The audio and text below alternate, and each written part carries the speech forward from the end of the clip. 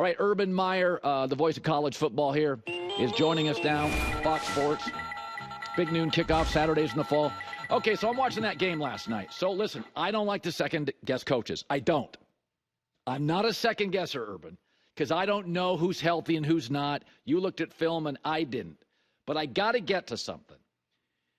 So Penn State hadn't completed a ball to receivers. There's very little time left. Right. Notre Dame's secondary is excellent. They're very disciplined and well-coached. And let's be honest about Penn State's quarterback. He can make mistakes. I don't think with that time, 40 yards to go, I'm packing at him. We're built for overtime. I got great running backs. I didn't like Penn State getting aggressive down the stretch. Am I wrong? Tell me where you land on that. Yeah, I was in the suite at the Orange Bowl watching it, and I was with a group of people. And when they got the ball back, they're deep in their own territory, 47 seconds left. They did have all the timeouts, and they ran the ball. Nick Singleton, I believe, got like 12 yards or 10 yards. Yeah. And I even said to myself, don't do it. Don't just play this thing out, run the ball one more time. If you get near the midfield, then go ahead. But, you know, Drew Aller is going to have to live with that one for a long time. But I saw the same thing the country saw, that Penn State's receivers just had a hard time getting open. And you can put this all on the quarterback. It's not. It's their best player is Tyler Warren, and then the two tailbacks. And after that, there's a significant drop-off. Yeah. And so that'll be questioned for a long time. But you also, you know, you kick yourself in the teeth if you don't at least take a shot. But I would have handed that thing off one or two more times. If they would have busted it, I would have thrown it down the field. Never throw that ball across the middle in that kind of situation. And that was tough. And I'm with you, Colin. And I said that to a group of people. They're looking at me, and I said, no, don't, no 2 minute here. There's only 47 seconds left. You're facing a secondary that's better than your receivers. Don't do it. Yeah. I was talking about Marcus Freeman. You know, he started 0-3. He lost his first home game to Marshall, and he was 35 years old. And I'm like, oh, boy. And he had good players. I'm like, I don't know if this thing's going to work. So when, you know, you were the turnaround specialist, that's what you and Bill Parcells, like you're in a very short class. So when he starts 0-3 and he's 35, and he, you know, unlike you, he didn't, you know, your first job, you were kind of hidden over there in Bowling Green. We didn't know who Urban Meyer was. His first job's Notre Dame. How do you think he turned it around? Go back to the first year. What's his secret sauce here? I think it goes back to the way he was a player at Ohio State. You know, he's always had that reputation of doing things the right way, of being unselfish and extremely hard worker. And I think that's what he is. As a position coach for Luke Fickell, Luke Fickell is one of my guys. So I know Marcus Freeman very well. I followed him. I actually called him. I saw his press conference after they lost to Marshall, and he looked exactly like he thought he would look. He looked like, what in the world just happened? Where am I and what am I doing? And I remember Mac Brown reached out to me when I was at Florida. It was in a similar situation. I was a little bit over my skis, and you become overwhelmed. And I talked to him quite a bit. I've stayed in touch with him. His maturity of a coach is, I don't want to say it's unprecedented, but it's phenomenal what he's done. He's got a good roster, not a great roster. He does not have, you know, the two rosters playing tonight are better than Notre Dame. Oh, yes. But yeah. They got something very special in that locker room. Their leadership, their toughness, the refuse to lose. That game was almost out of hand in that first half against Penn State. And you got to give Marcus Freeman and his coaching staff credit, but also those damn players, man. I was there. I watched them. They refused to lose and just toughed it out, man. That was a great win for them. So I want one more question on this. Riley Leonard it's fascinating because everybody's talking about Drew Aller and Shedeur and all this stuff. And I said, there's something about Riley Leonard. He's got just a little Josh Allen, just 8% Josh Allen. But you know what I like about Riley Leonard is, you know, there were a lot of reasons he could have had his head down. His defense got a couple of picks, one terrible call, took 1-2 away. They trailed. Their running backs banged up, his own line. I like Riley Leonard. He's a kind of kid that has a short memory. I mean, if you watch his body language, Urban, he's smiling. He's in a good mood. He's big. He's physical. What do you see when you see him? Because I'm trying to tell everybody on this set, I'm like, I like that kid. That's a Sunday player to me.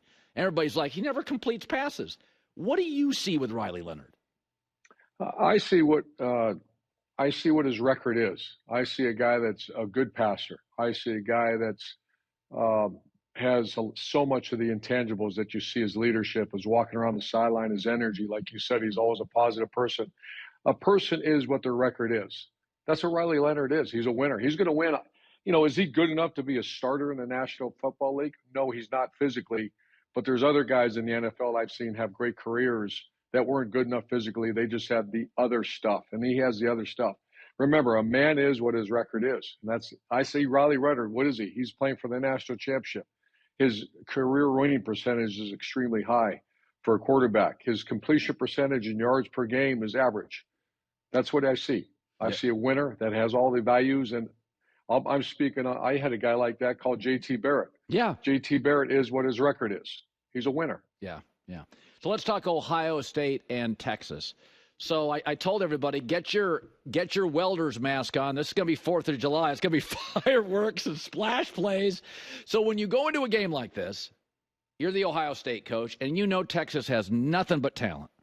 And they're going to make you look bad. You may fall behind. This is a game that resilience matters because it's not going to be – I think last night's game looked like you think it would look. I think tonight's could be the opposite. When you go into a game, and this may be the only time this year Ohio State has met their match physically, what is the messaging? Because Texas played Georgia twice. They've met their match physically.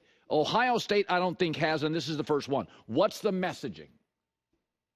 Well, the messaging is, and I actually sent this to a friend of mine, when talent becomes equated, it's not the pregame talk. It's simply the most prepared team will win this game.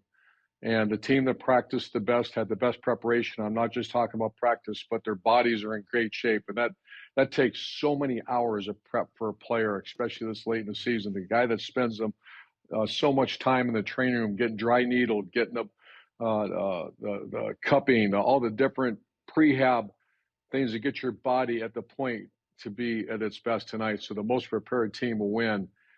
And I also believe that Texas or Ohio State, how Ryan Day manages the game, and Sark, will be how their defense is playing.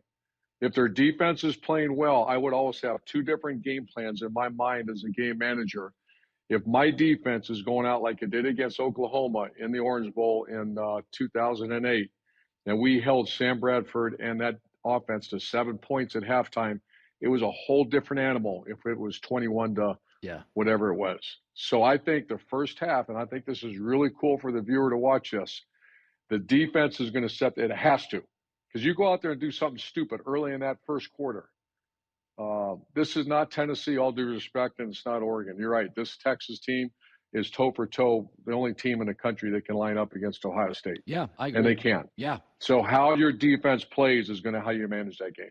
So, listen, Saban did this where he pulled a quarterback and inserted a quarterback in a national championship game. So let's just – and I know that's guts. That is hard to do.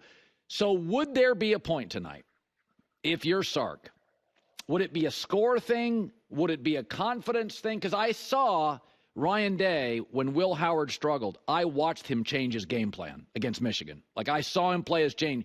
You can't do that tonight. You can't just say, we're not going to throw as much.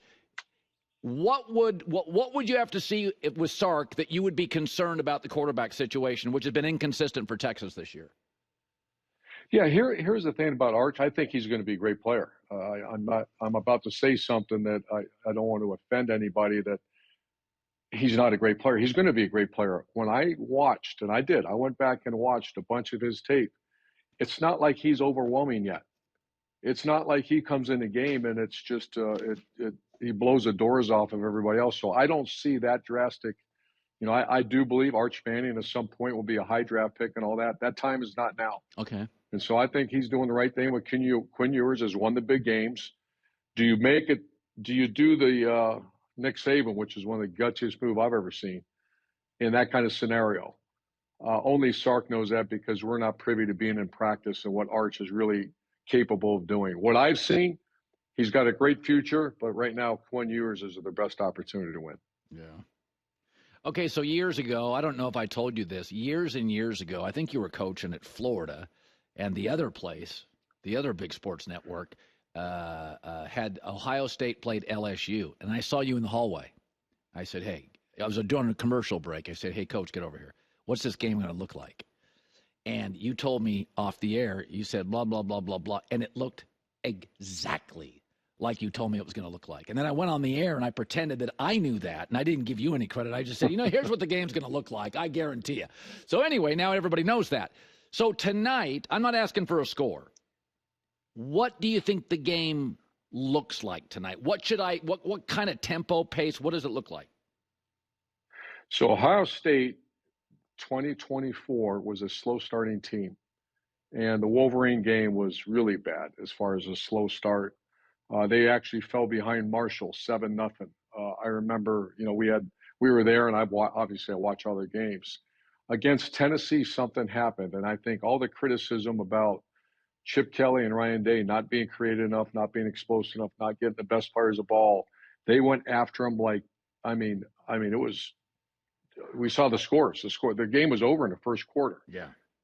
I hope they don't do that. I hope they're conscientious about how aggressive they are, because I went back and watched Texas. Texas this will be the best secondary. This will be the best defensive line. And Ohio State still is 3 offensive linemen down up front. I think you see how that defense plays. The fans don't want to hear that, but you got to go win this game. How do you go win the game? See how your defense plays, manage the game. I would not be reckless in that first quarter. I think against Tennessee, and I loved it. It was fantastic. But you overmatched Oregon. You had better players in Oregon. You had much better players in Tennessee. Tonight, I think they have the better roster, but I think it's fairly close. Very excited. Urban Meyer, Fox Sports, college football. He's on the big noon kickoff, and you were inducted into the Orange Bowl Hall of Fame last night. How about that? And so you drove across. Yeah, the Penn State fans didn't like that, and Notre Dame fans were getting after Brady or Matt Leinart. So it was. I looked at the Orange Bowl gal and I says, "Holy cow, did that ever happen?" She goes, "It happens every year." If there's fans at the other school, you get hammered pretty good. So it was fun though. Notre Dame fans. Thank you. Notre Dame fans are. I don't know. I've told you this before. You had an opportunity to take a Notre Dame job and you didn't. I know that. You don't want to say that. You're a humble guy, but Notre Dame. You were an assistant there for years, and I'm watching them last night. I love when Notre Dame's good. There's just. When you were on that campus, you had a Florida job. You had an Ohio State job. You did smaller colleges. Did Notre Dame feel a little different, all things considered? Oh, there's no place like it. I made the comment that I got a little choked up the first time when I saw them win a couple weeks ago against Georgia. Who'd have thought in this day and age that they would basically control a game against the University of Georgia, an SEC powerhouse. I know I recruited there. I made the comment that I remember when you hear those words, lake effect, coming off of Lake Michigan, there's only a certain type of player that you can recruit to Notre Dame. December, January, it's changed a little bit. But, academics are real. There's 7,500 students there. You know how many students go to the game, Colin? 7,500. It's incredible place. It's the purity of college football. I love their coach. I love that place. And I was the same as you. When Notre Dame's great, it's great for college football. Good seeing you, Coach. Good seeing you, Colin. All right. Hi, everybody. It's me, Uncle Colin. Subscribe here to get the latest from the herd, including exclusive behind-the-scenes videos and more, wherever you may be, however you may be watching. Thanks again for making us part of your day.